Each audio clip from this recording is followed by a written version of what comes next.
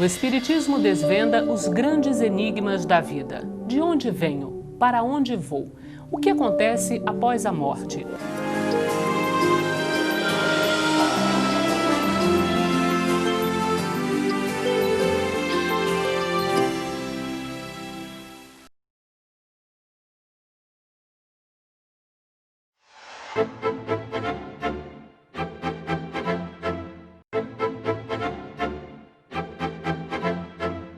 Começa agora o programa Transição, a visão espírita para um novo tempo. Hoje temos a alegria de receber o nosso companheiro Antônio César Perry de Carvalho, o César Perry da Federação Espírita Brasileira. Bem-vindo, César, ao Transição. Eu agradeço a oportunidade e saúdo a todos os espectadores e a você e me coloco à disposição para o bate-papo.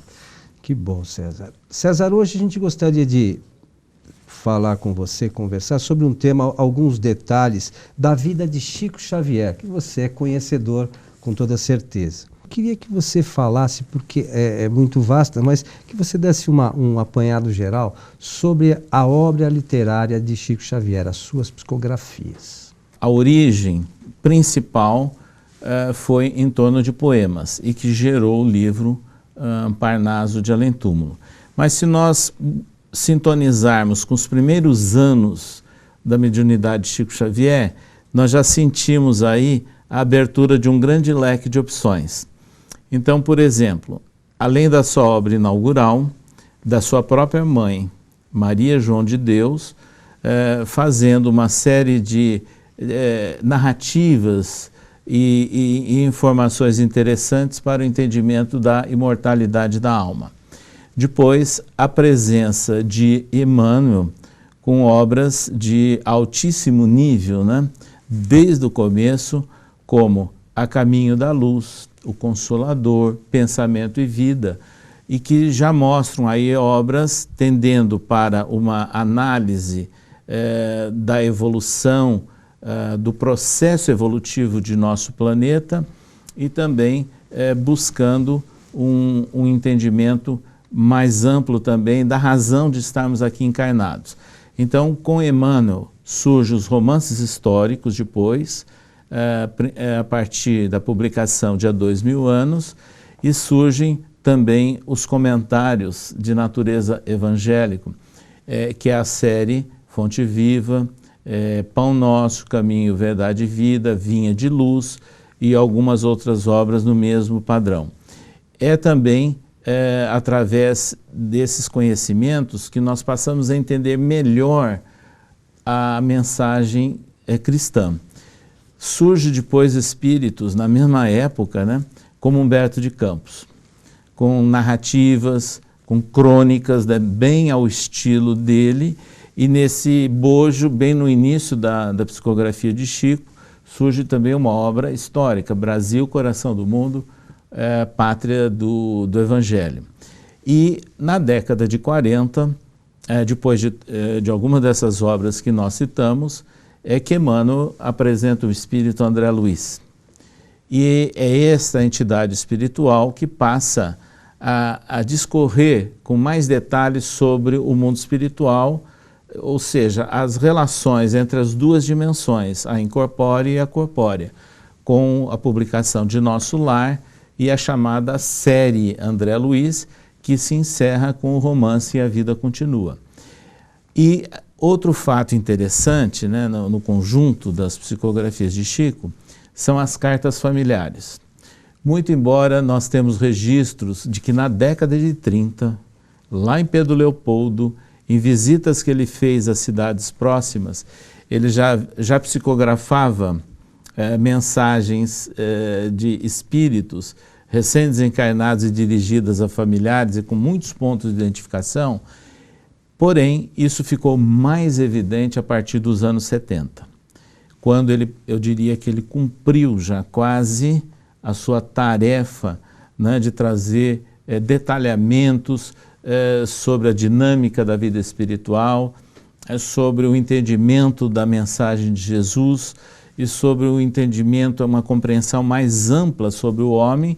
Ele passa então essa tarefa nitidamente de consolo.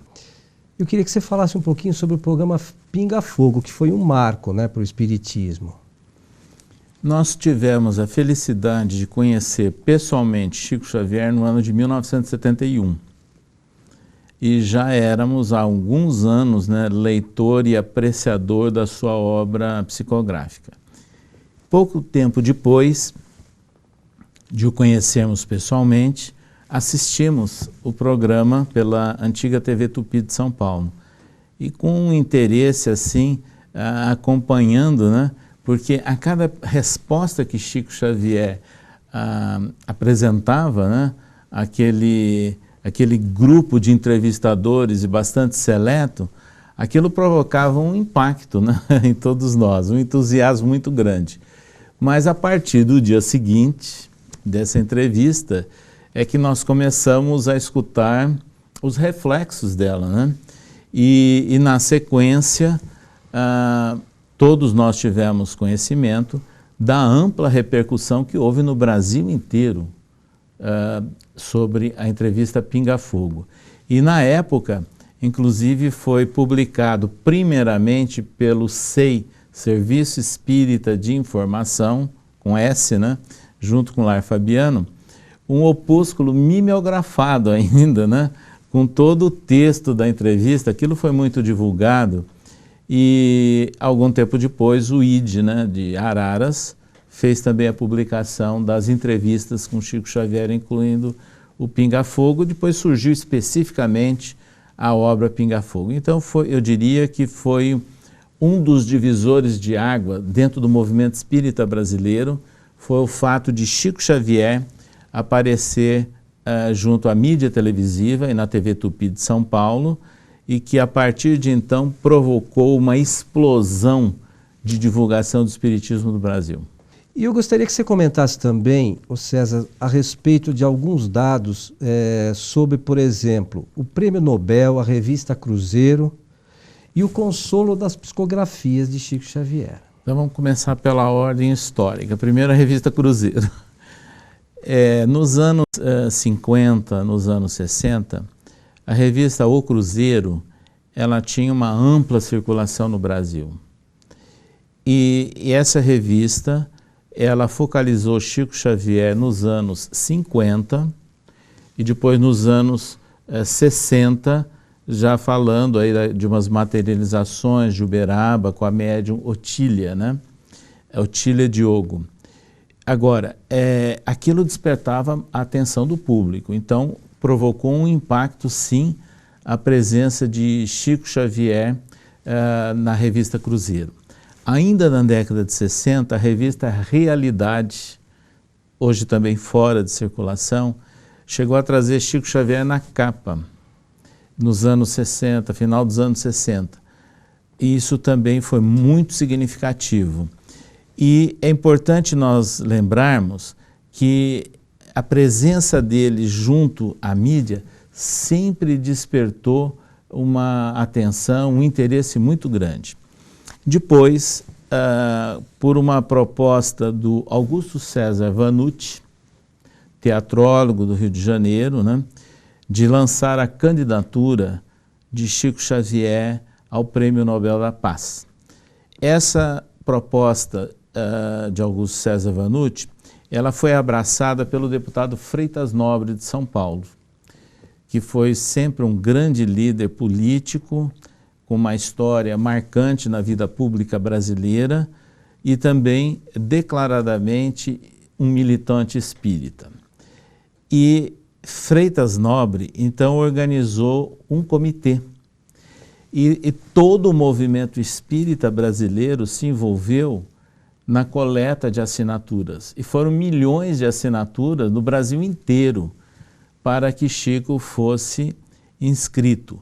E realmente se obteve a inscrição de Chico em Oslo, né, na Noruega, reunindo todo aquele material, e foi feito inclusive a apresentação em 4 idiomas, mostrando quem era Chico Xavier e uma síntese de todas as suas obras, e que essa publicação é disponível, né, até os nossos dias, embora hoje muito rara. Acontece que Chico não foi o escolhido, porque o Prêmio Nobel da Paz tem algumas características e algumas implicações de natureza de política internacional. Então, em função disso, ele não foi inscrito, mas toda a movimentação que existiu no Brasil e o apoio, mais uma vez, chama a atenção para o Espiritismo, porque essa era uma característica de Chico.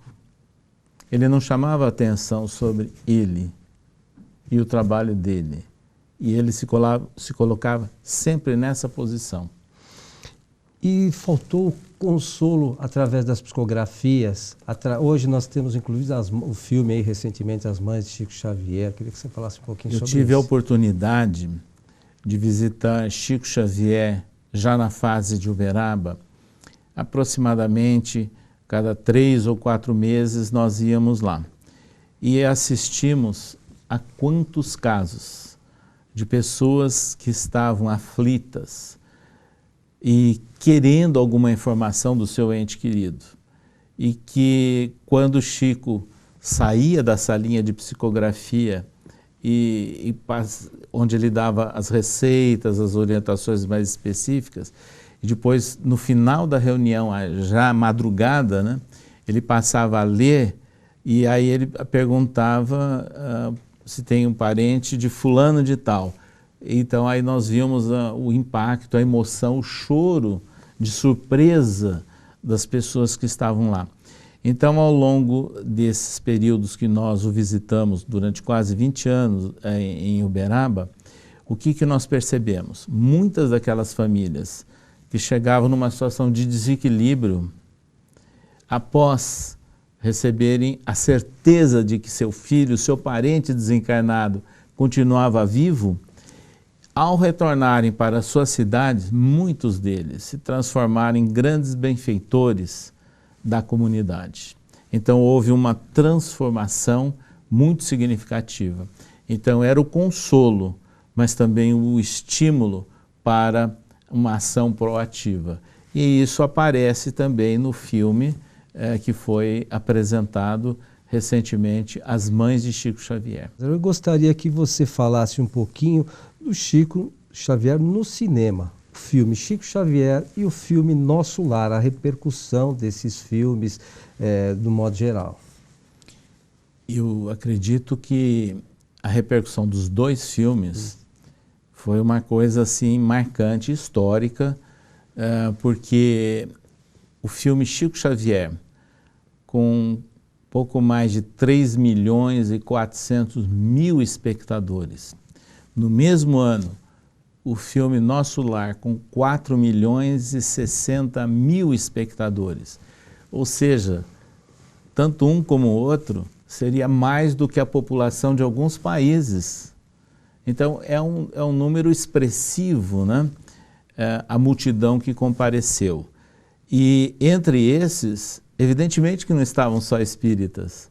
Claro. Muitos simpatizantes, muitas pessoas que foram atraídas pela divulgação, pela mensagem dos filmes. E um fato também marcante que nós gostaríamos de dizer é que esses filmes fizeram com que surgissem comentários de natureza popular, né? Então as pessoas fazendo raciocínio, citando o Nosso Lar, pessoas não espíritas, né? Ou seja, incorporando a mensagem para as suas vidas. César, chegamos ao final do nosso programa, nossos agradecimentos a você. Queria que você deixasse uma mensagem final para os nossos amigos de casa. Nós agradecemos essa oportunidade, aliás, muito grata, né, de responder a questões sobre Chico Xavier, mas deixamos um convite a todos vocês que leiam, estudem e divulguem as obras psicográficas de Francisco Cândido Xavier. César, nosso muito obrigado. Abraço a todos e muito obrigado.